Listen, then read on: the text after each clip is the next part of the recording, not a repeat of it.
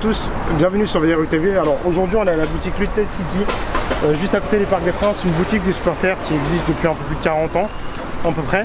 Donc aujourd'hui on va interviewer Nicolas, le gérant de la boutique, donc c'est parti.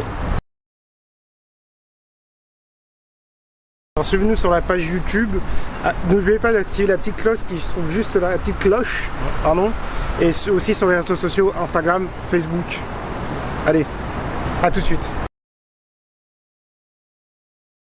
Bonjour à tous, bienvenue sur VRU TV. Alors aujourd'hui on est là à la boutique Lutèce City, la boutique des supporters du Paris Saint-Germain. On est avec Nicolas qui est présent ici. Bonjour tout le monde. Alors Nicolas, j'ai une quarantaine d'années et ça fait près de 25 ans maintenant que je suis assidûment le Paris Saint-Germain. La passion a commencé lorsque mon cher père m'a amené un jour au Parc des Princes. Ça n'a rien à voir avec le PSG, mais j'ai découvert le Parc des Princes comme ça. C'était une finale de Coupe de France entre Montpellier et la JOCR. Voilà, et le virus du stade, d'être dans un stade, d'être présent dans un stade est arrivé. Et puis par la suite, j'ai commencé à suivre un peu plus le Paris Saint-Germain, du coup, à cause du Parc des Princes. C'est une incidence directe. Et je me suis forgé donc une carrière là-dessus sur le PSG, puisque j'ai été abonné à partir de 15 ans.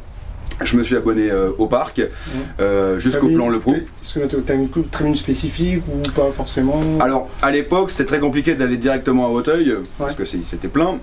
Donc j'ai commencé en quart de virage à l'époque. J'ai dû faire une année ou deux chez les Hooly-Cool. Hooly-Cool, d'accord. Tribune K je crois de mémoire. Ouais. Chez les Hooly-Cool, et après je suis parti donc à Auteuil Rouge, où j'étais vraiment le long de la rambarde. J'ai fait j'ai bien fait plus de 10 ans chez eux. J'ai été carté 2 ans en Tigris, et puis après je me suis plus carté, je me suis mis en indépendant avec les copains. On était un groupe de potes, on était une quinzaine là dans ce délire. Voilà, on a passé vraiment d'énormément de très bons moments, beaucoup de souvenirs là-bas, agréables et moins agréables. Vous l'imaginez bien, surtout à l'époque où ça jouait quand même pas terrible, hein. On parle de ventre mou, mais là c'est plus ventre mou, c'est un ventre très bas hein, dans le c'est quoi, début des années 2000 environ? Ouais, c'est ça. Moi j'ai commencé des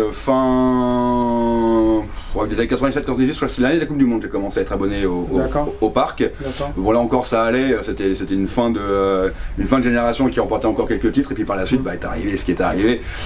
Donc entre le Colonie Capital, Michel Moulin, Francis Graille et j'en passe, voilà, tout un tas de Blaillot, enfin tout un tas de souvenirs qui sont pas forcément agréables pour le PSG, mais en tribune c'était la folie, c'est-à-dire que c'était l'un des stades où il y avait le plus d'ambiance au monde, certainement au monde. Bah ouais, logique.